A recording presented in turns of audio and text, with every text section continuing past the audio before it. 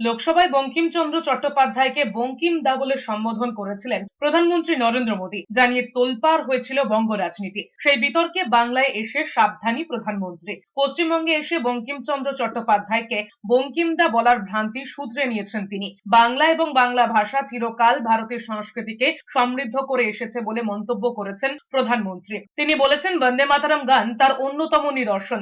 সেই সূত্রেই প্রধানমন্ত্রী বলেছেন, এই মাটি দেশকে দিয়েছে বঙ্কিম বাবুর মতো মহান ঋষিকে, যিনি পরাধীন ভারতে বন্দে মাতরমের মাধ্যমে নতুন চেতনার জন্ম দিয়েছিলেন।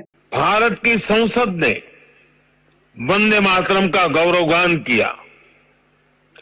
पश्चिम बंगाल की यह धरती वंदे मातरम के अमर गान की भूमि है। इस धरती ने बंकिम बाबू जैसा महान ऋषि देश को दिया।